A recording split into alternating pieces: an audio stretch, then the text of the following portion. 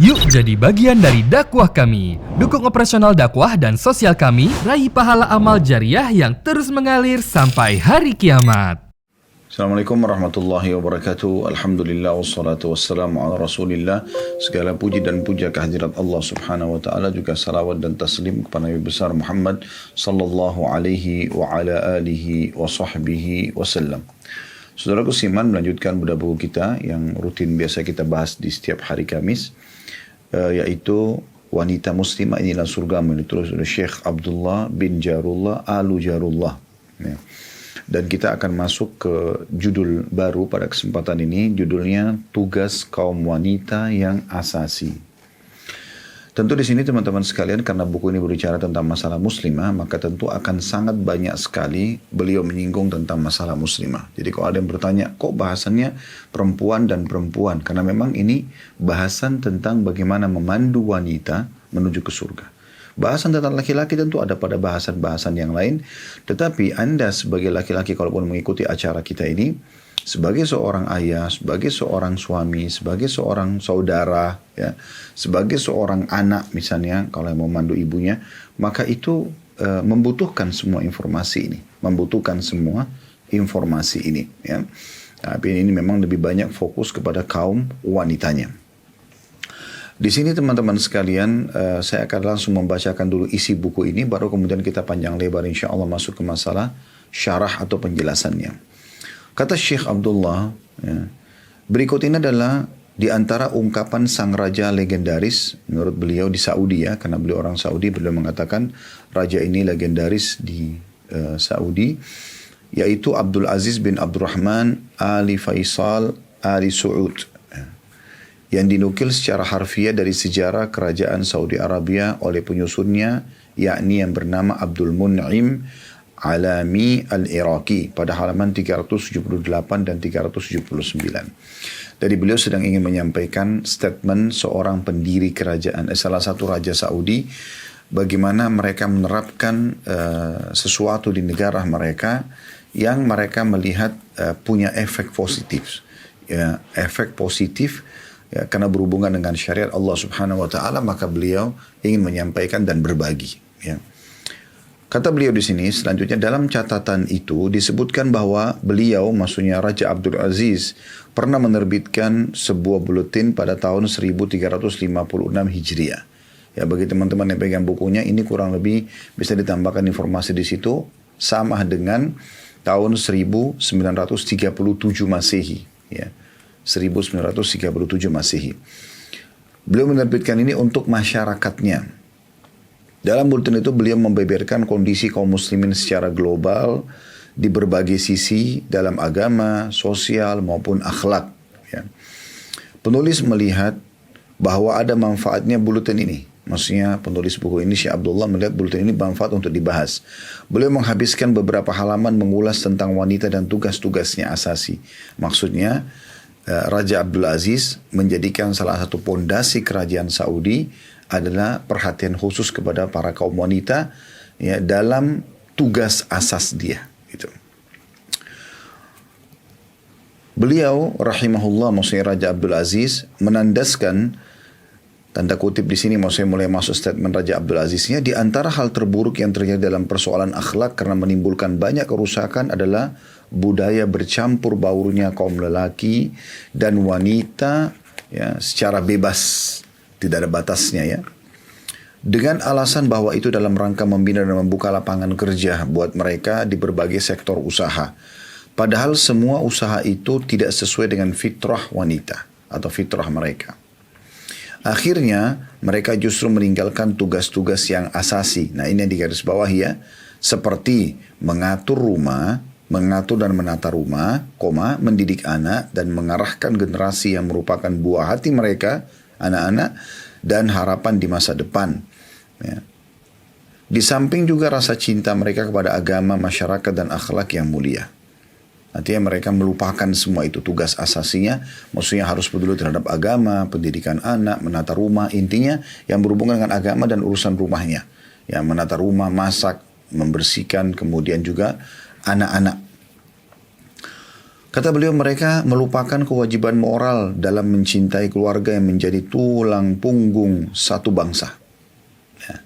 Sampai sini statementnya sangat penting untuk digarisbawahi ya.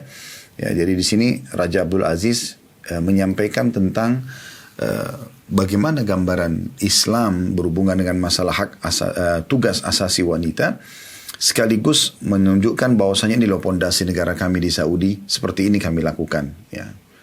Jadi di sini beliau ingin menitik beratkan, kalau seandainya wanita itu tidak sibuk dengan tugas asasnya, yaitu Allah berikan dia kelembutan hati, ya, kasih sayang ekstra, ya, cinta terhadap hal-hal yang indah, ya, menata diri, menata rumah, bisa hamil, punya anak dan menyusui, berarti memang tugas dia terus membina dan mendampingi anak tersebut.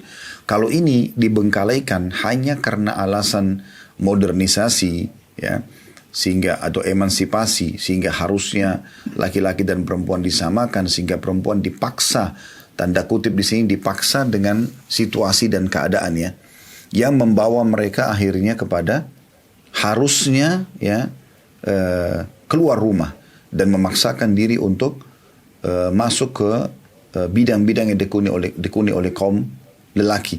Bahkan kadang-kadang diberikan support ya, moral, seperti dibahasakan misalnya, oh wanita ini kuat, ya, wanita ini wanita karir. Jadi seakan-akan itu sebuah prestasi besar. Dan bagi wanita yang di rumah justru mengerjakan tugas utamanya, menjadi istri saja, ya, melayani suami, menjadi ibu melayani anaknya, dan sibuk dengan penataan rumahnya, masakannya, hari ini apa, besok apa, sibuk dengan dandanan dirinya untuk keindahan buat suaminya. Ini dianggap kampungan, ya, dianggap ketinggalan zaman, dianggap tidak modern, bukan wanita yang berprestasi, ya.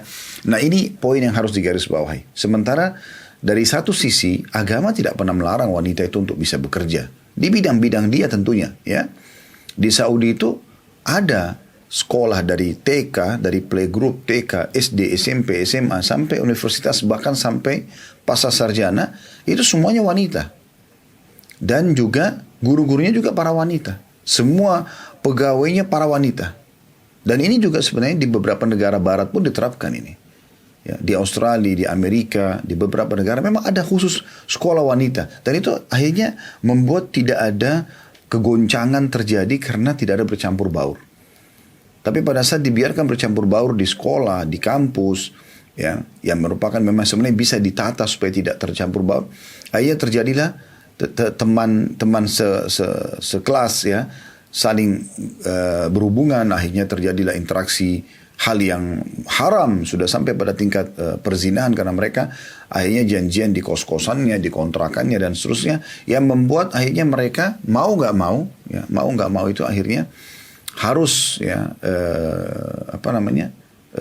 melakukan perbuatan zina dan kena konsekuensi hukum otomatis, ya, konsekuensi hukum agama, maksudnya ini perbuatan haram.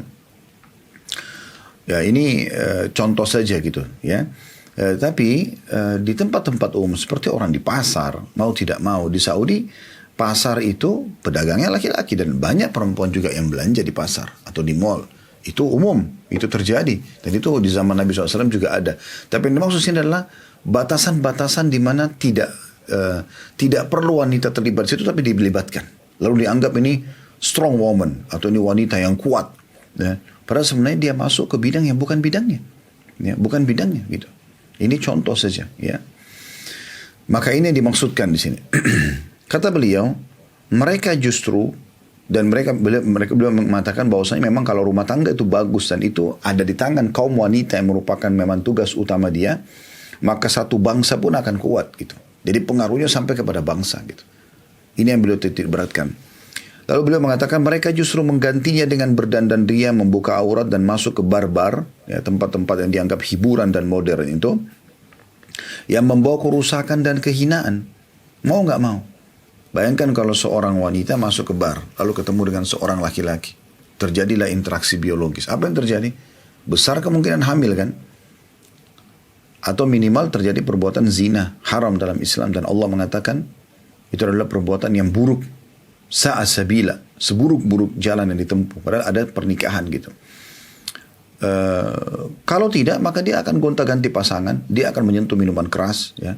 Dan bayangkan kalau seorang istri yang melakukan perbuatan ini, bagaimana perasaan suaminya pada saat dia tahu istrinya selingkuh misalnya. Dan itu terbuka sekali karena tempat-tempat ini memang tempat untuk bercampur baur, ya, perbuatan-perbuatan haram gitu. Bagaimana dengan seorang ibu, ya, yang bagaimana perasaan anak-anaknya? Makanya pernah ada dalam riwayat yang sahih, seorang anak muda datang mengatakan, ya Rasulullah, saya siap mengerjakan semua syariat Islam, kecuali satu, izinkan saya berzina. Maka kata Nabi SAW, ditanya, apa kau mau kalau terjadi pada ibumu? Dia bilang tidak.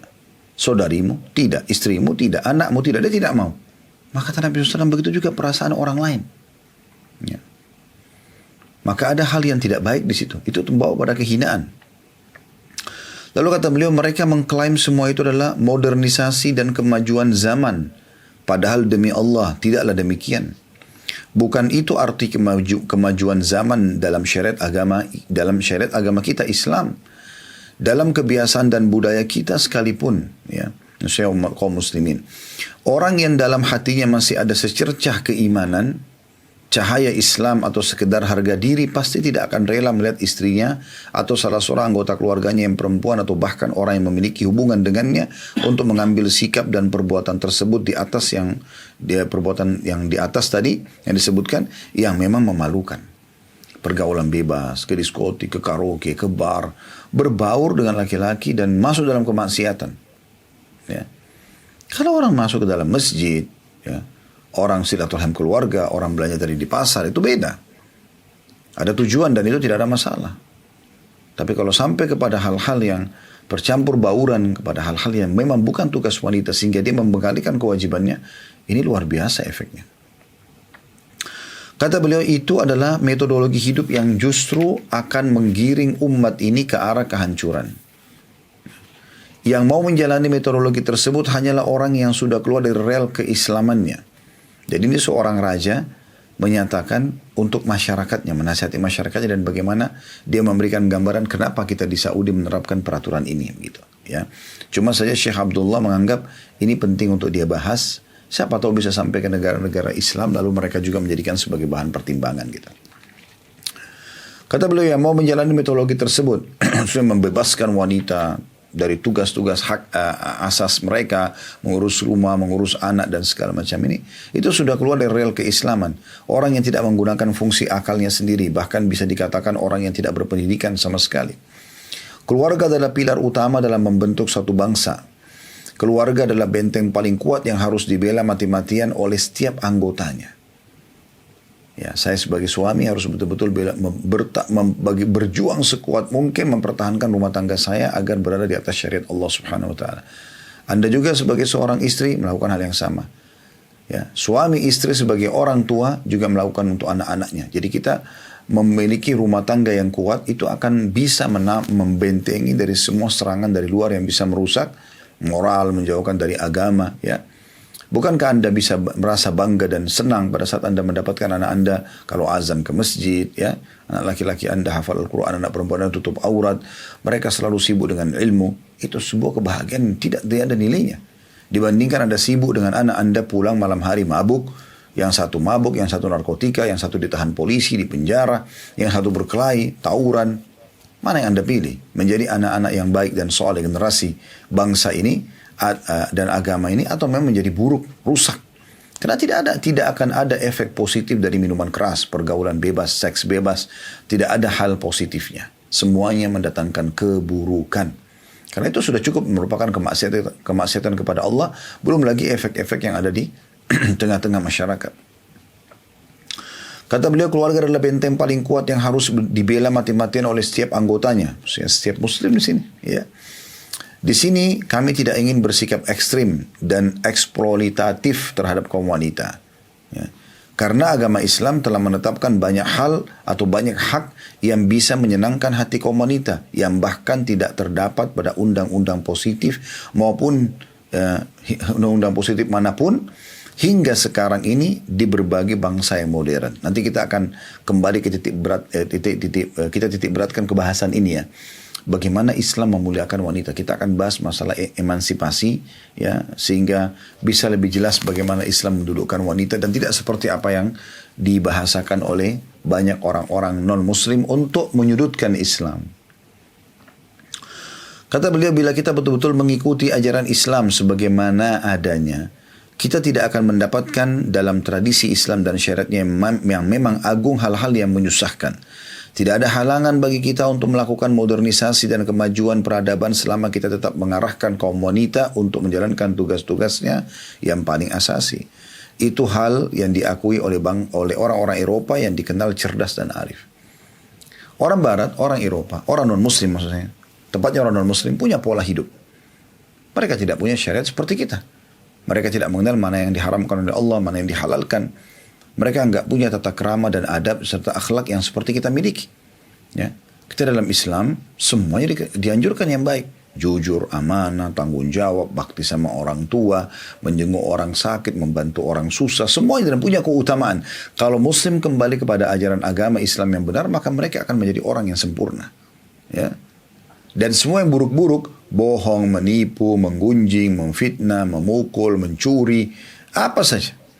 Berkhianat, durhaka, semua ini nggak boleh. Dan punya ancaman-ancaman berat dalam syariat. Tinggal Anda terapkan saja agama Allah subhanahu wa ta'ala. Kadang-kadang subhanallah ada beberapa negara seperti Jepang dipuji seluruh dunia karena ketepatan waktunya. On time. Ya, di Jepang itu, saya juga pernah kesana atau diundang oleh KBRI kita beberapa tahun lalu di Ramadan ya. Mereka tuh busnya kalau jam ya 7 lewat 27 menit misalnya. Ya udah, bus itu sudah ada dari 7 lewat 25 menit. Misalnya. 7.27 dia jalan tepat waktu. Dan semua baik busnya, baik orang mendatang juga tepat waktu. Kalau tidak, yang kita telat terlambat busnya. Saya juga melihat hal yang sama pada saat itu di Hong Kong terjadi dan seterusnya. Sebenarnya kadang-kadang orang memuji tentang masalah ini. Ya. Kita sebagai umat Islam itu bukan cuma sebuah peraturan negara, tapi peraturan agama. Bahkan ingkar janji, kan berarti kita harus tepat janji ya, tepat waktu, on time. Berarti kalau kita ingkar janji, kita janji jam 1.30, kita lewat 1 menit saja, itu sudah ingkar janji dan Nabi SAW mengancam. Ya. Ada 4 sifat kalau ada pada seseorang dan dia tidak ya, meninggalkannya, maka ada pada dirinya salah satu bidang dari kemunafikan. Ya. Kalau dia berbicara dia bohong, ya berarti tidak boleh bohong dalam Islam. Muslim sama munafik beda. Munafik orang yang Allah benci, bahkan tempatnya di tempat paling dasar dalam api neraka. Ya, berarti kita harus jujur. Kemudian kalau diberikan amanah dia tidak berkhianat. Kalau dia berikan amanah dia berkhianat. Nah ini ya orang-orang munafik. Berarti kita tidak khianat, gitu kan? Kemudian kalau dia berjanji, ya dia selalu tepat waktu, tidak ingkar. Kalau orang munafik, kalau dia janji dia ingkar janji. Orang mukmin berarti tepat janji, on time, gitu. Ya. Dan kalau orang munafik itu berdebat, ya bertengkar dia curang. Orang mukmin tidak. Salah dia mengaku salah, benar dia mengaku benar. Seperti itu. Jadi memang sebenarnya tinggal bagaimana kita menerapkan konsep Islam sebenarnya. Kita mau nggak menerapkan konsep Islam apa adanya. Kalau kita terapkan teman-teman sekalian, kita akan menjadi bukan cuma negara, tapi satu komunitas manusia yang sangat luar biasa. Dan Islam tidak akan pernah berubah dari awal diturunkan oleh Allah SWT kepada Nabi Muhammad SAW sampai hari kiamat nanti akan sama. Kejujuran, amanah, tanggung jawab, bakti sama orang tua, bersedekah, dermawan ya, tersenyum, membantu orang susah, juga orang sakit, semua itu akan terus berlaku dengan keutamaannya dan terus akan ditekankan dan diajarkan kepada generasi muslim turun temurun. Begitu juga dengan semua keburukan, bukan cuma satu generasi. Dilarangnya bohong, mencuri, menggibah, memfitnah, memukul dan seterusnya. Ini berlaku sepanjang masa sampai hari kiamat nanti dengan semua keutamanya. Maka semua muslim yang patuh pada agamanya akan terus menurunkan ke generasi-generasi setelahnya tentang konsep masalah itu.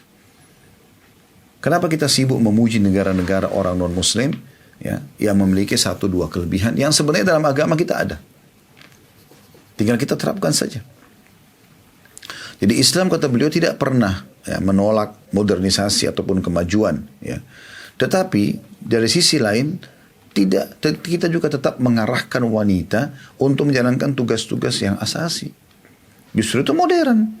Jangan pernah dianggap wanita kalau mengurus rumahnya berarti tidak modern. Enggak, ini persepsi yang harus diperbaikin. Justru itu wanita yang berhasil. Karena dari rumahnya, dari tangannya si wanita inilah lahir pemimpin-pemimpin generasi manusia yang terbaik untuk agama dan negara. Kata beliau, kami sendiri pernah berkumpul. Ini Raja Abdul Aziz masih berkata ya. Kami sendiri pernah berkumpul bersama orang-orang asing dan banyak juga kalangan muslimin yang ikut berkumpul bersama mereka. Maksudnya kumpul dengan para pemimpin-pemimpin negara. Karena beliau raja ya. Kami dengar mereka mengeluhkan terjadinya dekadensi moral dan terjadinya banyak kasus broken home di negeri mereka yang tentunya membawa banyak kerusakan. Bagaimana tidak? Umur 18 tahun, Anda biasa lihat ya. Ini tontonan di atas 18 tahun, ya. Biasa plus 18 gitu ya. Itu di sana banyak sekali peraturan-peraturan di negara orang non-muslim. Di 18 tahun sudah bebas mencoba alkohol, boleh mencoba apa saja, ya rokok dan segala macam. Kemudian juga dia udah boleh, ya, seks bebas, ya. Dia udah boleh bahkan memprotes orang tuanya. Bahkan di pengadilan banyak sekali masuk orang anak-anak yang memprotes orang tuanya. Jadi mereka sudah sangat jauh. Mereka sendiri mengeluh dengan peraturan yang ada sebenarnya, kondisi yang ada. Dan mereka tidak tahu harus berbuat apa. Dari orang-orang yang bijak dan berakal di antara mereka ya. Mereka amat menghargai komitmen terhadap agama dan tradisi agama kami, serta berbagai ajaran Nabi SAW yang betul-betul mengarahkan umat manusia menuju petunjuk dan pantai keselamatan. Bahkan dari lubuk hati mereka sendiri, mereka menyatakan seandainya masih memungkinkan memperbaiki kondisi mereka karena mereka sudah berputus asa, setidaknya memperingatkan raja mereka terhadap bahaya kehancuran dan bahaya peperangan yang lalim. Ya, mereka juga bingung melihat bagaimana sekarang yang sudah peraturan pemerintah, anak-anak pun sudah faham. Bahkan ada hal-hal yang sudah memasyarakat gitu ya, dikenal dengan hari berdarah ya. Sepertinya aneh sekali di negara-negara non-muslim kalau ada wanita yang masih perawan. Kayaknya nggak masuk akal gitu. Ini ketinggalan zaman gitu. Kayaknya tidak mungkin di kehidupan mereka itu ada wanita yang sudah balik melewati beberapa tahun saja masih perawan, itu nggak mungkin. Jadi Anda kalau mau menghayal menikah dengan wanita yang masih perawan dari non-muslim itu mustahil gitu. Bisa dikatakan masuk dalam bab besar. Tapi kalau kaum muslimin terbalik. Justru kita menjaga dan hanya boleh memecahkan darah perawan itu halal suaminya. Makin seorang wanita menjaga itu, maka makin mulia dia. Ya, makin mulia. Makin bernilai. Kalau ada wanita misalnya disukai oleh seorang laki-laki, kemudian dia membahasakan nikah saja. Kalau tidak mau nikah, saya tidak mau misalnya. Maka pasti dia akan mulia di mata laki-laki itu. Beda sekali dengan perempuan yang gampangan. Semua bisa diajak ngobrol, bisa diajak ciuman, bisa dipeluk, bisa dizinai.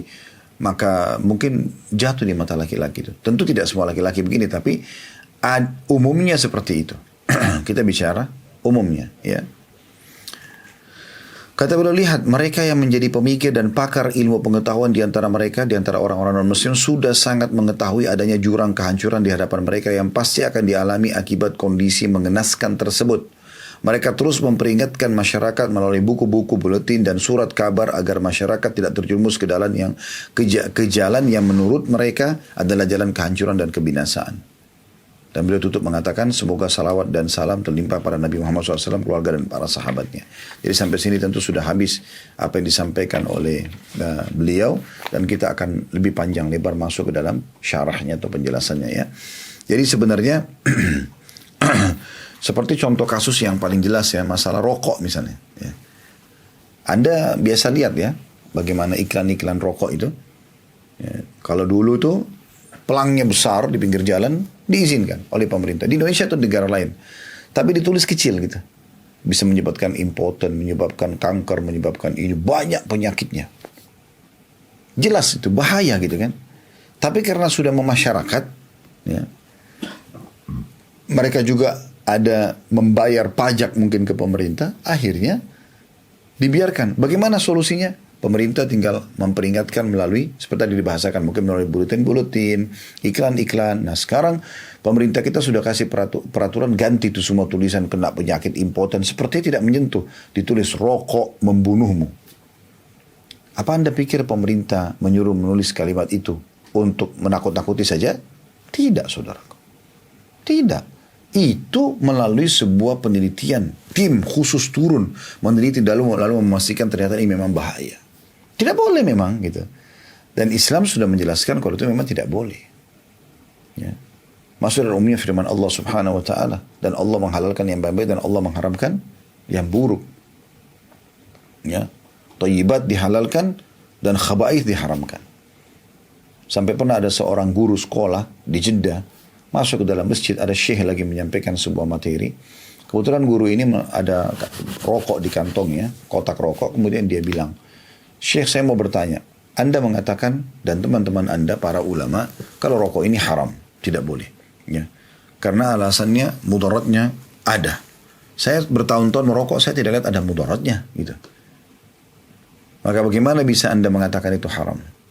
Kata syekhnya, baik, Anda duduk dulu, ya. Dia bilang, mana dalilnya?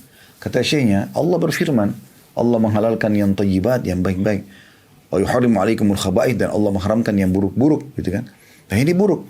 Kata dia, saya tidak melihat keburukannya rokok ini, bagus-bagus saja gitu.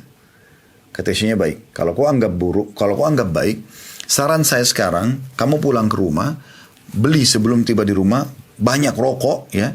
Kemudian merokoklah bersama istri kamu, merokoklah bersama anak-anak kamu. Bahkan kalau perlu bayi kamu juga berikan rokok. Karena kan kau anggap itu baik, bukan buruk. Subhanallah, dengan akal sehatnya orang ini, guru ini, dia langsung keluarkan dari kantongnya, dia mengatakan, Syekh, saya sudah tahu kenapa diharamkan. Lalu dia patah. Bahkan ada tahu perokok pasif, para istri, suami misalnya, atau anak yang tidak merokok, mereka tuh lebih parah kenanya. Dan terlalu banyak tontonan di YouTube yang diangkat tentang masalah efek buruk masalah itu. Ini contoh saja gitu kan. Contoh saja. Semua orang tahu, bahkan di Anda kalau lihat rokok itu di bandara, disendirikan ruangannya. Seperti mereka itu memang diperingatkan ini tidak baik ini. Kalau umum kenapa nggak dibiarkan aja rokok semuanya gitu kan. Kenapa harus ada ruangan khusus buat mereka? Kenapa di pesawat tidak boleh merokok? Kenapa? Kenapa nggak biar rokok saja kalau memang bagus? Apalagi kalau sehat, gitu kan.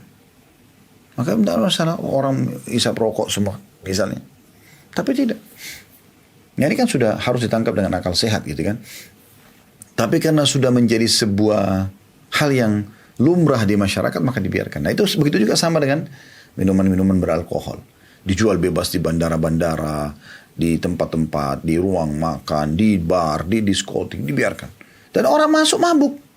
Mabuk itu kira-kira apa? Baik atau buruk? Anda bisa nilai sendiri. Kalau orang mabuk kira-kira, ya, apalagi kalau sudah betul-betul sampai pada tingkat mabuk yang sudah lupa diri, ya itu pasti ada sebabnya gitu kan.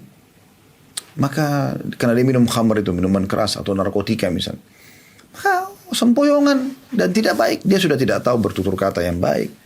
Mungkin dia bisa membunuh, mungkin dia bisa memerkosa, mungkin dia mengatakan. Maka betul namanya ummul khaba'ith. Induk daripada semua keburukan itu khamr. Ya. Tapi mereka menganggap itu minuman yang biasa. Pesta suksesnya sebuah pertandingan dengan khamr. Anda lihat bagaimana mobil motor kalau menang mereka buka minuman keras. Pesta keberhasilan mencapai omset dari satu perusahaan, mereka pesta dengan itu. Mungkin acara seperti tahun baru ini mereka pesta dengan minuman keras dan seterusnya. Bahkan pesta miras ini adalah hal yang biasa. Nah, apa yang upaya pemerintah kita lakukan? Ya, karena sudah terlanjur sama masyarakat, diambil misalnya, kemudian dihancurin massal, diangkat di media, gitu kan. Sebenarnya harus kita tangkap dengan akal sehat kita. Apalagi kalau kita mau bicara tentang agama Islam, sudah jelas-jelas tidak membolehkan masalah itu. Ya. Ada hal yang unik, ya. Di negara barat diadakan survei karena minuman keras ini sudah menjadi sesuatu yang dijual umum. Semua orang boleh minum yang beralkohol gitu kan. Dan namanya anak muda, semangatnya berbeda. Umur yang belasan tahun, puluhan tahun ini. Maksudnya di antara baru balik 14, 15 tahun sampai umur 20, 25 tahun. Itu selalu ingin mencoba sesuatu yang baru. Risiko tidak terlalu dijadikan sebagai bahan pertimbangan. Maka di saat itu mereka bukan hanya sekedar mengkonsumsi, mencoba tahu rasanya. Enggak. Mereka mau jadikan itu sebagai kehidupannya. Dan hancurlah semuanya. Pulang dalam kondisi teler, muntah-muntah, bau mulutnya nggak enak. Rusak. Anda tahu kalau Anda ke dokter, pertanyaan pertama dokter apa kira-kira? Apakah mengkonsumsi alkohol, merokok atau tidak?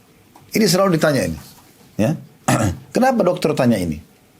Kenapa bukan yang lain? Karena kalau dia bilang, oh saya nggak merokok, oh saya tidak minum alkohol. Oh, dokter perlu cek dong. Tapi kalau dia sebutkan dua hal ini, pasien sebutkan, sepertinya dokter tinggal tulis resep saja obat.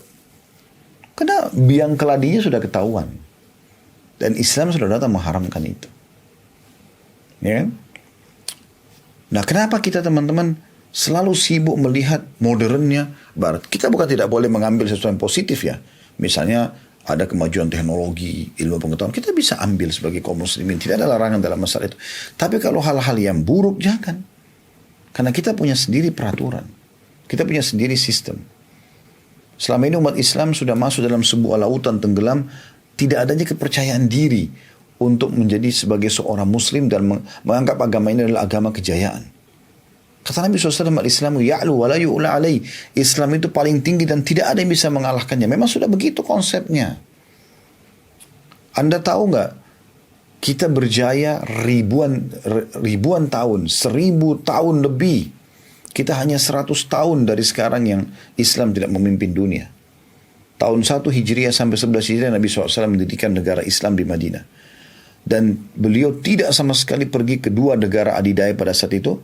Romawi yang berkuasa di utara Jazirah Arab, negeri Syam, kemudian Eropa seluruhnya, ya. Kemudian Persia yang berada di daerah ya timurnya Jazirah Arab, Irak, Iran, Rusia dan seterusnya. Mereka punya pada saat itu dua negara ini, dua wilayah kekuasaan ini punya peradaban, punya ekonomi, punya segala macam hal lah. Tapi militer, Nabi SAW tidak sama sekali waktu mau bentuk kekuatan umat Islam di Madinah, ya, sehingga menjadi sebuah ibu kota Islam yang sangat luar biasa sekian tahun. Maka tidak pernah beliau mulai membentuk sendiri ekonomi sendiri, sosial sendiri, tatanan sosial sendiri, politik sendiri, militer sendiri, sendiri semuanya. Berdasarkan Al-Quran dan Sunnah. Karena Islam sudah datang mengajar dan betul-betul menjadi sebuah basis yang dari awal dibangun. Ya, bagaimana sih kalau orang membangun sebuah market? Ya, kalau dalam bisnis itu ya, merek tersendiri lalu dia bangun pelan-pelan sampai menjadi sebuah market yang mendunia seperti banyak market-market yang terkenal sekarang gitu kan. Nah, Nabi SAW membangun itu, ini loh pondasi negara kita ada, ekonomi kita ada, politik kita ada, militer kita ada, semuanya. Dan dilanjutkan 11 tahun Nabi SAW hijrah ke Madinah berhasil. Seluruh Jazirah Arab menganut Islam dan juga akhirnya tunduk dengan Islam dan menerapkan Islam sebagai peraturannya. Kemudian datang Khulafaur Rasyidin, Abu Bakar tahun 11 sampai tahun 13, Umar 13 sampai 23, Utsman ya 23 sampai 30, sekitar 37, Ali 37 sampai tahun 40 ya. Ini dikenal dengan Khulafaur Rasyidin. Dan ini ya juga masa kejayaan yang luar biasa. Islam sudah sampai menguasai lebih dari setengah dunia pada saat itu ya. Kemudian ada dinasti Umayyah tahun 140 sampai 132 Hijriah. Kemudian ada dinasti Abbasiyah 132 sampai 656 Hijriah. Ya. Ini semuanya menerapkan Islam. Dengan plus minusnya tentunya. Tapi mereka jadikan Islam sebagai asas mereka. Umat Islam dimakmurkan masjidnya, diterapkan peraturan-peraturan Islam, perceraian, pernikahan, dan segala macam hal Islam. Lalu disebarkan Islam itu ke wilayah-wilayah orang muslim. Dan yang terakhir adalah Utsmaniyah. Kalau 656 Hijriah atau tepatnya tahun 1258 Masehi runtuh ya kerajaan Abbasiyah, dinasti Abbasiyah di Irak ya, di Baghdad di tangan orang-orang Tartar, maka beberapa tahun setelah itu ya, tepatnya tahun 700 Hijriah. Jadi 656 kurang lebih 44 tahun setelah runtuhnya Abbasiyah, di tahun 700 Hijriah atau tahun 1300 Masehi berdiri Utsmaniyah di Turki. Jadi itu terus saja berdiri 600 tahun setelah itu sampai tahun 1924 ya. Disitulah ya, jadi kurang lebih berdiri tahun 1300 berarti 624 tahun ya Utsmaniyah itu. Dengan plus minusnya tentunya, tapi mereka menyimbolkan Islam. Banyak masjid yang dibangun, diperkenalkan Islam di Eropa dan seterusnya. Ya. Nanti setelah datang Kamal Ataturk yang mengubah ya, sistem Islam itu melarang jilbab, membolehkan minuman keras, bahkan ada beberapa masjid di Istanbul diganti menjadi diskotik dan segala macam. Dan pengaruhnya sampai hari ini masih berefek gitu ya. Dijadikan sekuler ya. Islam itu sampai terpuruk betul. Turki yang tadinya menguasai setengah dunia itu jadi terpuruk gitu. Karena meninggalkan Islam. Jadi Islam sudah ada sebenarnya. Ya. Apakah Anda tahu teman-teman sekalian, karena masalah minuman keras yang mereka sebarluaskan dan mabuk ini, dan banyaknya orang yang meninggal setiap tahunnya karena mabuk, tabrakan kah, berantem kah, saling bunuh-membunuh ya. Itu mereka hanya mengadakan survei. Ya, dan terakhir ada 2 ilmuwan dari Rusia yang berhasil meneliti gitu kan. Kira-kira bagaimana menghilangkan kecanduan minuman keras atau narkotika ini di generasi muda. Bagaimana caranya? Mereka terus teliti demi teliti ya. Karena untuk memberhentikan ini sudah memasyarakat. Bahkan menjadi peraturan-peraturan yang bebas di negara-negara mereka. Bagaimana caranya? Maka mereka adakan penelitian sampai akhirnya ada 2 ilmuwan dari Rusia. Saya dapat cuplikannya di YouTube, ada penelitian ilmiahnya. Itu mereka sampai buka klinik ya di Rusia. Itu terapi menghilangkan kecanduan minuman keras dan narkotika ini dengan cara mencambuk punggungnya. Ya, hitungan cambuknya itu sambil dia baring itu antara 40 sampai 80 derah. Mereka cambuk. Di titik-titik di punggung ini ada urat saraf yang menghilangkan ketagihan itu. Subhanallah, Islam sudah datang sampai ke masalah itu. Para peminum minuman keras, kalau ketahuan kepergok, maka dicambuk 40 derah. Ya. Dan di zaman Umar bin Khattab ditingkatkan menjadi 80 derah. Jadi antara 40 sampai 80. Gitu kan. Supaya mereka menjadi bukan cuma sekedar melarang, tapi juga sudah memberikan solusinya. Sayangnya kita banyak tidak memikirkan masalah itu. Kenapa banyak di antara kita masih ragu untuk menerapkan syariat Allah Subhanahu wa taala, sementara mereka harus kita sudah diberikan kata kuncinya sebenarnya. Tinggal kita mau terapkan atau tidak gitu. Apa Anda sudah tahu teman-teman sekalian ya? Karena mereka punya seks bebas di negara-negara non-muslim ini. Ya, wanita bebas keluar, terutama wanita dibiarkan bebas, akhirnya terjadilah. Ya, karena saya sudah pernah bahasakan, perzinahan itu akan sangat mudah terjadi kalau perempuan yang mau. Walaupun dia punya kekurangan fisik. Kalau sudah laki-laki mau, perempuan tidak mau, maka tidak akan terjadi. Sudah menjadi sangat biasa bagi mereka. Mereka bergaul bebas. Bahkan bisa dalam satu hari gonta-ganti berapa pasangan. Sekarang dia sudah biologis, malam ini sama satu laki-laki atau sama satu perempuan. Kemudian dia keluar, besok dia ke kantor, dia ketemu temannya, lalu ada yang godain dia. Kemudian dia bisa biologis lagi sama orang itu beda besok malamnya. Atau dia ketemu orang di mall, bisa gonta-ganti, gak ada masalah. Ya. Jadi itu bukan aib bagi mereka. Bukan aib. Justru mereka anggap pernikahan dini itu adalah aib. Dan mereka serang umat Islam dalam masalah itu. Kan aneh sekali gitu. Ya. Seakan-akan kita itu kampungan. Kenapa menikahkan anak kita buru-buru. Bahkan itu sudah mulai tertanam di tengah-tengah sebagian umat Islam.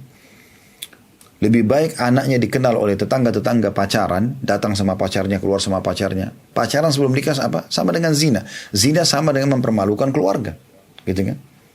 Haram dalam Islam, orang tuanya panen dosa. Juga anak itu kalau hamil, maka akan mempermalukan keluarganya. Dua-duanya malu, ketakutan. Anak itu anak haram. Tidak jelas status nasabnya. Ya, kalau pendapat jumhur ulama tidak dinisbatkan kepada pemilik sperma itu. Begitu juga dengan tidak dapat waris. Itu kalau pendapat jumhur ulama gitu. Maka ini harus kita hati-hati sekali. Tapi banyak orang menukil menganggap ini adalah sebuah yang modern gitu. Ya. Ada seorang anak muda dari Saudi, beliau punya channel banyak di YouTube. Kalau nggak salah sudah 2,8 juta followernya. Ya. Namanya Ahmad Syukairi. Kalau Anda bisa mengerti bahasa Arab, bagus mengikuti program-programnya, lumayan bagus gitu ya. Walaupun ada sebagian di awal-awal dia ikutkan dengan cuplikan ada musiknya, tapi saya melihat inti materi yang disampaikan itu bagus gitu. Nah, beliau pernah mengadakan penelitian ke Jepang di salah satu cuplikannya, dan di situ ada survei dari pemerintah Jepang sendiri, dan dia mendatangkan buktinya, dia juga melihat sendiri di lapangan kalau mereka itu sudah tidak lagi berpikir untuk berumah tangga. Karena tidak ada kewajiban mereka untuk menikah gitu kan. Sehingga mereka sudah punya mau seks bebas, silahkan bebas.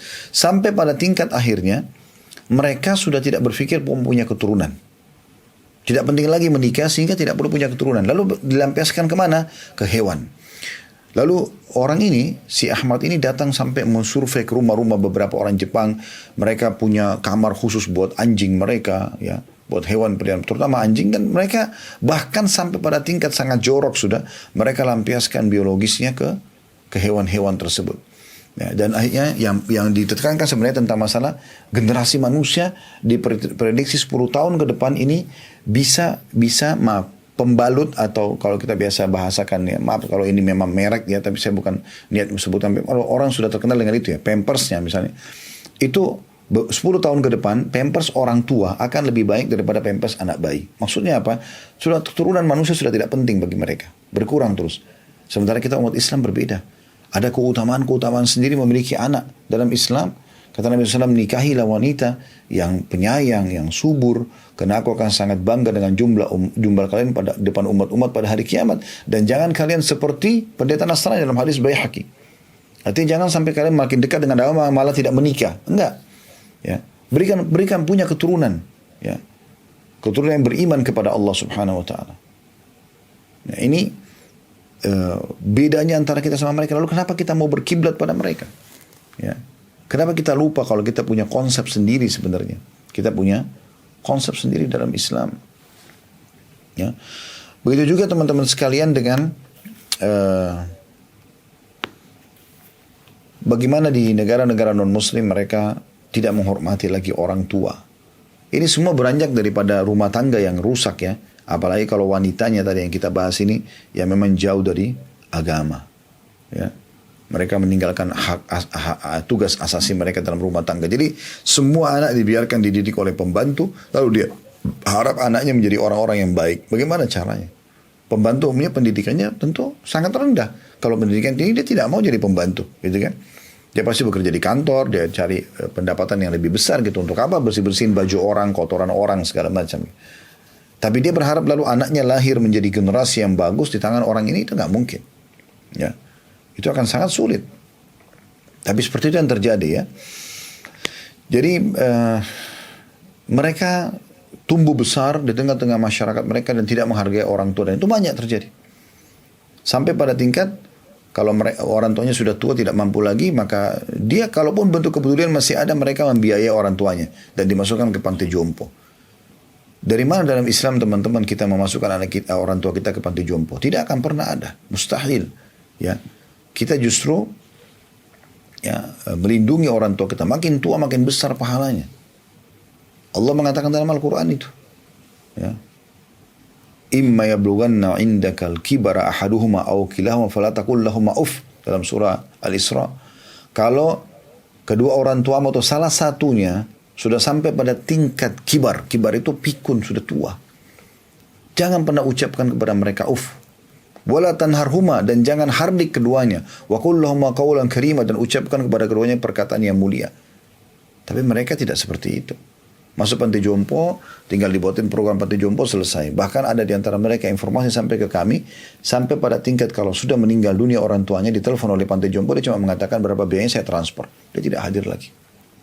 Lalu sudah begitu, jauh sekali. Tapi dalam Islam, kehidupan kita jauh lebih memasyarakat, jauh lebih ramah, jauh lebih baik.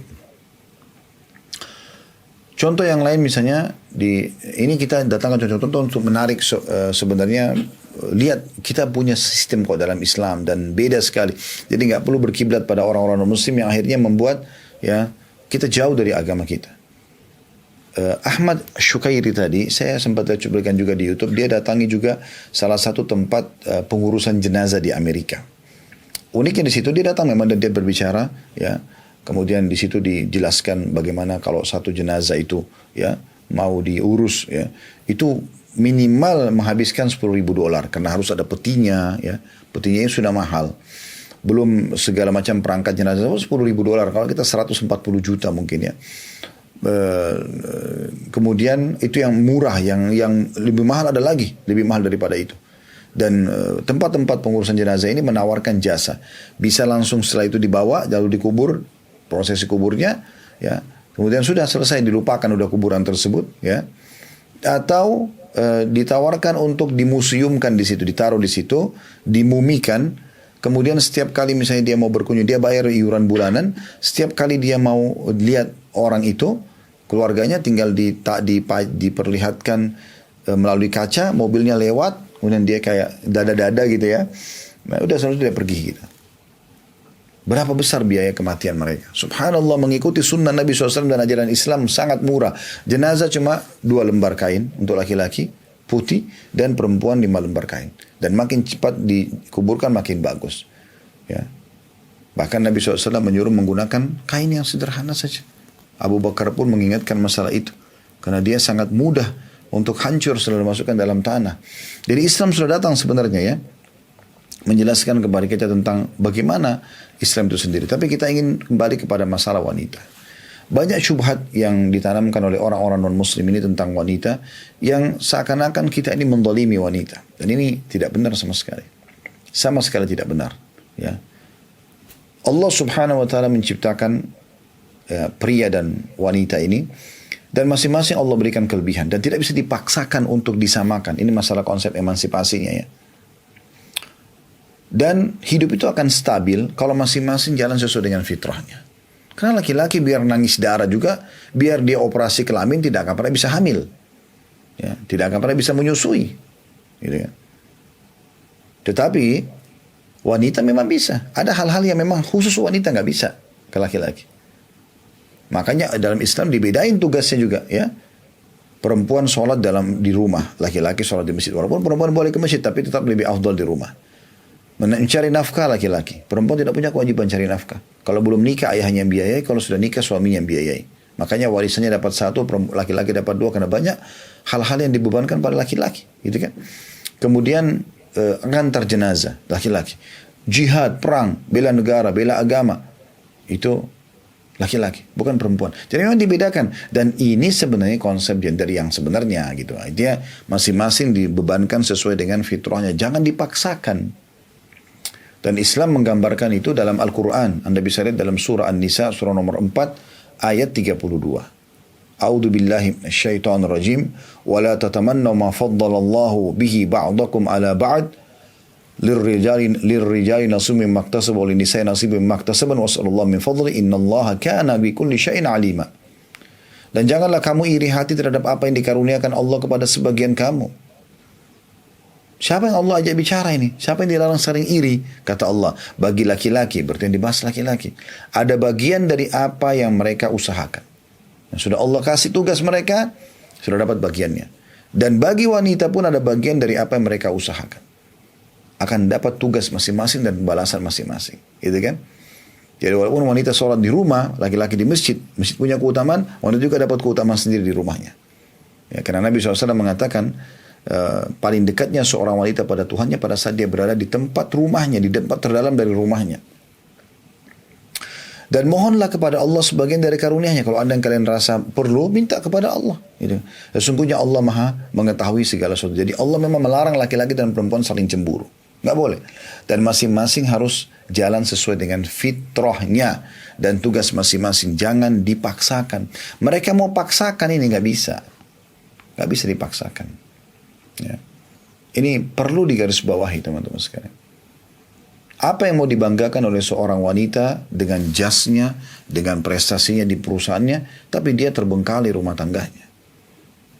Secara fitrah dia merasa terpukul sebenarnya. Dan saya pernah masuk di salah satu dealer kendaraan di Indonesia ini bersama beberapa orang ikhwah pada saat itu.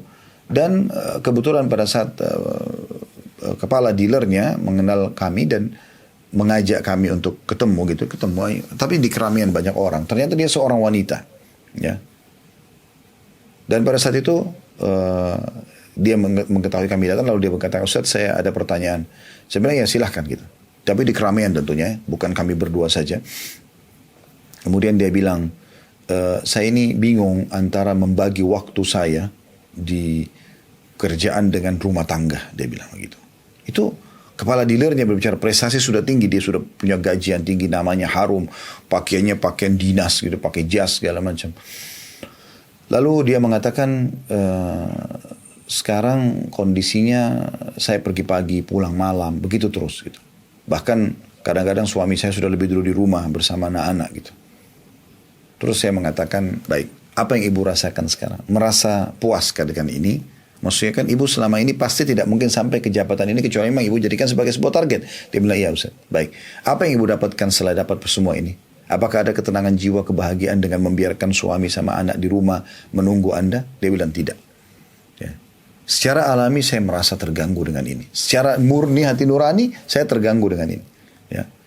Awalnya memang saya ambisi sekali, tapi setelah saya dapatkan semua, saya pada saat pulang saya temukan anak saya sudah tidur sama suami berpelukan, saya sendiri pulang dalam kondisi capek, saya cuma bisa tidur. Saya nggak bisa temani mereka makan, saya tidak bisa masakkan mereka, saya tidak bisa tatain baju mereka. Saya tidak bisa buat itu semua. Yang kerjakan semua pembantu. Maka saya bilang, alhamdulillah hati nurani ibu sudah menjawab itu sendiri. Dan itu yang diajarkan dalam Islam. Ibu sudah meninggalkan pekerjaan asas yang mungkin pakai daster di rumah atau pakai baju rumah, yang itu jauh lebih mulia daripada baju jas yang ibu pakai ini, ibu tinggalkan. Bukan berarti tidak boleh bekerja ya. Perempuan boleh bekerja, punya prestasi, tidak ada masalah. Tapi jangan tinggalkan, kita sedang bicara tugas asasnya. Di saat dia bisa membagi waktu, tidak ada masalah. Tapi kalau tidak, jangan. Ya. Karena dalam Islam boleh saling bantu-membantu laki-laki dan perempuan dalam kebaikan. Nabi SAW kadang-kadang memberi peluang kalau ada wanita yang ingin ikut berjihad. Dan tidak bisa dibahasakan hampir di semua peperangan Nabi SAW itu pasti ada saja ya wanita yang ikut. Tidak kurang dari 20 orang. Apakah mereka memasak untuk para mujahidin? Apakah mereka mengobati orang-orang yang luka? Ada. Dan Nabi SAW tidak larang mereka. Tapi mereka berangkat dengan suaminya. Mungkin anak-anak tidak ada di rumah. Ya memang tidak ada. Nabi SAW melihat kondisi mereka dan mengizinkan gitu. Ya, tetapi tidak semuanya. Tapi yang masih punya anak kecil, jangan anggap remeh mendidik anak kecil itu teman-teman sekalian. Setiap detik Anda bersama dengan dia, setiap detik itu pahala semuanya. Siapa yang akan mengurus mereka?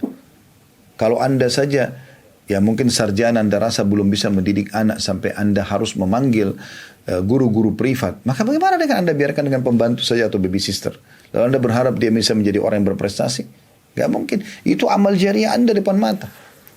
Gak usah repot-repot cari amal jariah di luar. Anak Anda depan mata itu amal jariah. Jadi boleh orang bekerja sama laki-laki dan perempuan. Orang beriman sama-sama. Tapi tidak mengganggu tugas-tugas utama. Ya, tidak mengganggu masalah itu. Allah berfirman dalam surah At-Taubah surah nomor 9 ayat 71. A'udzu billahi minasyaitonir rajim. Wal mu'minuna wal mu'minati. Wal mu'minuna wal mu'minatu ba'duhum awliya'u ba'd. يأمرون بالمعروف وينهون عن المنكر ويقيمون الصلاة ويؤتون الزكاة ويطيعون الله ورسوله أولئك سيرحمهم الله إن الله عزيز حكيم. At-Taubah 71 artinya dan orang-orang beriman laki-laki dan perempuan sebagian mereka adalah menjadi penolong sebagian yang lain. Mereka menyuruh mengerjakan yang ma'ruf, saling mengingatkan kalau ada yang salah dan mencegah dari yang mungkar, mendirikan sholat, menunaikan zakat dan mereka taat pada Allah dan Rasulnya. Masing-masing tugasnya dijalankan. Mereka itu akan diberi rahmat oleh Allah. Sungguhnya Allah maha perkasa lagi maha bijaksana. Dan Allah subhanahu wa ta'ala ya, memberikan balasan sesuai dengan kemahamurahan Allah. Walaupun beda tugas gitu. Ya. Allah sebutkan dalam surah An-Nisa, surah nomor 4 ayat 124. Ini surah An-Nisa, surah yang berbicara tentang wanita. Ya. Ayat 124-nya A'udzu billahi minasyaitonir rajim wa may ya'mal minas solihati wa man ya'mal minas solihati min dzakarin aw untha wa huwa mu'min fa ulaika yadkhuluna jannata wa la yudlamuna nakira. Barang siapa yang mengerjakan amal-amal saleh yang sudah Allah bebankan padanya, mereka masing-masing laki-laki maupun perempuan, sedang mereka adalah orang-orang beriman, maka mereka itu masuk ke dalam surga dan mereka tidak dianiaya sedikit pun. Islam memuliakan wanita. Terbukti Allah sebutkan dalam surah An-Nisa, Islam hanya menunjukkan masing-masing beban sesuai dengan kemampuannya, tidak memaksakan keluar daripada kemampuannya. Ya. Ada riwayat yang menarik, diriwayatkan oleh Tabarani di jilid 11 di kitab beliau, halaman 410 dari Ibnu Abbas radhiyallahu anhu. Beliau mengatakan seorang wanita datang kepada Nabi SAW dan berkata, aku utusan para wanita kepada anda. Jihad telah Allah catatkan bagi kaum lelaki. Bila mereka ikut, ya, mereka dapat pahala yang besar. Bila mereka terbunuh, mereka tetap hidup di sisi Tuhan mereka dan diberi rezeki. Sementara kami kaum wanita mengerjakan selain itu. Nggak ada perintah jihad. Ya. Lalu apa yang kami dapatkan? Kata Nabi SAW, sampaikan kepada semua wanita yang kau temui dengan mengakui haknya akan mengimbangi semua itu dan sangat sedikit dari kalian melakukannya. Ya. Maksudnya dia jalankan, ya. menjalankan tugasnya sebagai istri, melayani suami dengan baik, mendidik anak dengan baik, mengurus mereka, itu sudah cukup bisa mengimbangi pahala jihad. Ya, itu luar biasa. Gitu. Dan Allah mengangkat derajat satu sama yang laki-laki ataupun perempuan sesuai dengan kadar ketakwaannya, kepatuhannya kepada Allah. Jangankan dalam surah Al-Hujurat, surah nomor 49 ayat 13, Allah menyebutkan masalah itu. A'udzu billahi minasyaitonir rajim. Ya ayuhan nasu inna khalaqnakum min dzakarin wa untha wa ja'alnakum syu'uban wa qaba'ila lita'arafu inna akramakum 'indallahi atqakum innallaha 'alimun khabir. Hai manusia, sesungguhnya kami menciptakan kamu dari laki-laki dan perempuan dan menjadikan kamu berbangsa-bangsa dan bersuku-suku supaya kamu saling kenal mengenal. Sesungguhnya dari laki-laki dan perempuan, orang yang paling mulia di sisi Allah adalah orang yang paling bertakwa.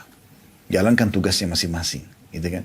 Dan paling patuh dengan apa yang Allah telah bebankan, tidak cemburu satu sama yang lain. Sesungguhnya Allah Maha mengetahui lagi Maha mengenal. Ya.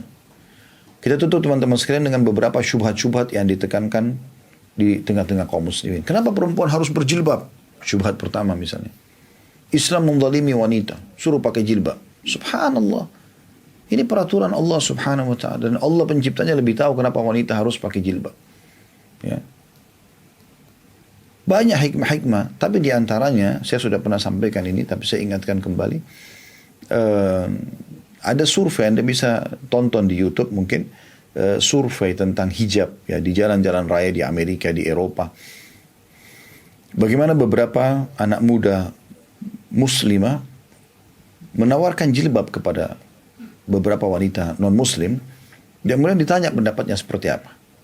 Setelah mereka pakai beberapa detik saja, beberapa menit saja, mereka mengatakan, ada yang mengatakan saya seperti berada di sebuah benteng yang kuat, saya seperti merasa nyaman, saya merasa lebih tertutup, lebih terlindungi dan seterusnya. Jadi ada hikmah-hikmah hijab, gitu kan? Islam datang begitu, dan memang dalam agama Kristen pun misalnya, Anda lihat biarawati kenapa mereka pakai jilbab? Karena mereka tahu dalam agama mereka diperintahkan, dan semua agama samawiyah pasti menekankan masalah itu kena sama agama Allah SWT. Orang-orang Yahudi pun yang patuh akan menggunakan jilbab bagi mereka. Ya. Itu bukan hal yang asing gitu bagi orang-orang yang mengenal syariat Allah Subhanahu wa taala. Masalah cerai, syubhat yang kedua, kenapa di tangan laki-laki, kenapa perempuan ya tidak diberikan cerai? Perempuan dominan perasaan. Dan Allah menciptakan laki-laki dan perempuan, tidak ada jenis kelamin yang ketiga. Maka harus ada satu jadi pemimpin. Allah pilih laki-laki jadi pemimpin dan Allah berikan karakter kepemimpinan pada diri dia. Dominannya akal, perempuan dominannya perasaan. Kalau perempuan diberikan hak tolak, cerai, maka pastikan setiap kecewa dia akan ceraikan suaminya. Sedikit ngambek walaupun salah, mungkin dia bisa ceraikan suaminya. Kalau laki-laki tidak seperti itu. Dia akan menggunakan akal sehatnya. Tidak ada suami teman-teman sekalian di hari-hari pertama nikah, sedikit ngambek istrinya atau dia ngambek lalu dia menceraikan, tidak. Bahkan kadang-kadang kalau istrinya tawarkan untuk cerai, mungkin dia ya menolak umumnya. Nanti kalau sudah betul-betul selalu diulangi ancaman dan undangan untuk cerai itu, baru kemudian dia oke, lepas saja kalau memang tidak mau. Kalau selama orang itu punya iman dalam hatinya, tidak akan mudah menceraikan. Dia akan coba memikirkan, dia istikharakan dan seterusnya. Ya. Kemudian kasus masalah poligami. Kenapa dalam poligami, di dalam Islam ada poligami? Menzalimi hak wanita. Subhanallah, ini orang ngomong tidak pakai ilmu. Ya. Islam bukan datang teman-teman sekalian menerapkan poligami. Bukan. Islam mengatur poligami. Poligami sudah ada sebelumnya. Apa Anda sudah tahu dalam riwayat sahih disebutkan Nabi Sulaiman punya ratusan orang istri? Ya. Bukankah Nabi Ibrahim AS punya 2 orang istri? Sarah dan juga Hajar. Dan banyak kisah-kisah para nabi-nabi ya Bani Israel, mereka berpoligami, dan itu biasa poligami. Cuma Islam datang mengatur syariat itu. Apakah Anda sudah tahu orang-orang Quraisy di Mekah sebelum datang Nabi Muhammad SAW mereka boleh punya istri sampai banyak? Anda pernah dengar nggak riwayat yang ada seseorang yang pada saat dia masuk Islam dia mengatakan, ya Rasulullah saya punya 10 orang istri. 10 orang istri itu biasa bagi mereka, ya kan? Jadi sebelum Islam sudah ada itu. Kata Nabi SAW, pilihlah 4 diantaranya, sisanya tinggalkan. Tidak boleh lebih daripada itu. Jadi Islam datang mengatur, menatahnya. Jumlahnya ditata, dibatasi 4, dan kemudian juga diatur hukum-hukumnya. Bagaimana si suami ini akan dituntut oleh Allah SWT kalau dia tidak adil. Ya kan? Terutama dari sisi nafkah, pemberian nafkah. Berapa dia berikan istri pertama, dia akan berikan istri kedua, dia akan berikan istri ketiga, dia akan berikan istri keempat. Salah satu guru kami, Dr. Saleh Suhaimi Hafizahullah, beliau salah satu tenaga pengajar di Masjid Nabawi dan sampai sekarang masih hidup, Masya Allah. Allah berikan kesehatan, Masya Allah, Tabarakallah. Beliau pernah diundang tur dakwah di Eropa, masuk di salah satu toko parfum di Perancis. Kemudian dia beli parfum, dia cium baunya, dia cocok. Beliau sebenarnya buta, tidak melihat, tapi beliau bisa mencium, subhanallah. Ciumannya Allah berikan bagus, maka beliau suka. Lalu beliau bilang sama orang yang ngantar, terjemahkan dalam bahasa Perancis, saya mau parfum ini tapi sama, empat-empatnya. Semua sama gitu. Maka pemilik toko penasaran nanya, kenapa ini? Orang ini mau beli 4 yang sama gitu. Kata muridnya Syekh ini yang temani, bilang ini guru saya ini punya 4 orang istri. Dia kaget yang pemilik toko itu, orang non-muslim. Kok punya 4 istri, zalim sama perempuan kalau gitu. Ini kenapa bisa seperti itu? Gitu kan. Maka Syekhnya jawab gitu. Dia bilang, saya dalam Islam dibolehkan berpoligami. Dan saya harus melakukan hal yang adil. Seperti Anda lihat, saya harus beli parfum ini sama. Walaupun sebenarnya tidak harus sama mereknya, tapi beliau beristihad untuk mengambil sama. Yang penting nilainya sama. Boleh beda aroma, tapi nilainya sama gitu kan. Tapi beliau mengambil 4 sama. Lalu beliau mengatakan, kami dibatasi dengan ini dan kami tidak boleh bergaul bebas. Sementara kalian boleh menikah dengan 1 orang, laki-laki atau perempuan, boleh berjadi istri atau jadi suami, tapi kalian bebas punya pasangan di luar sana berapapun. Ya. Bahkan tidak sedikit di antara para ilmuwan di barat, saya baca sendiri banyak data-data mereka kaget pada saat mengetes DNA anak mereka, ternyata itu bukan anak mereka. Karena selingkuhan yang sering terjadi dari pasangan-pasangan hidup mereka. Dan dalam Islam dilarang semua itu. Ya. Jadi memang Islam datang mengatur poligami itu. Bukan menerapkan, sudah ada dari sebelumnya gitu. Jadi jangan Islam yang disorotin, padahal sebenarnya Islam datang mengatur dengan rapi. Kan begitu. Jadi syubhat-syubhat ini semua tidak berasas. Kita harusnya kembali kepada agama kita. Allah alam. Kesimpulannya teman-teman sekalian, kami mengajak seluruh muslim untuk kembali kepada tugas asasnya, menata rumah itu, ya, mendidik anak, melayani suami. Ini tugas asas Anda.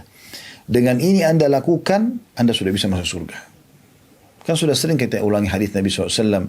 Istri manapun atau wanita manapun yang menjaga sholat 5 waktunya, berpuasa Ramadannya dan melayani dan mentaati suaminya, kecuali pada saat meninggal dia boleh pilih dari 8 pintu surga yang mana dia mau masuk. Gitu kan. Kalau dia punya anak, anaknya akan berbakti dengan dia dan dia juga akan mendapatkan panen pahala dari anak-anaknya, karena kata Nabi SAW, semua yang kalian lakukan adalah amal soleh buat kalian, dan termasuk anak kalian adalah amal soleh buat kalian, maksudnya pendapatan kalian. Jadi sangat jelas kok sebenarnya, gitu kan. Allahu a'lam.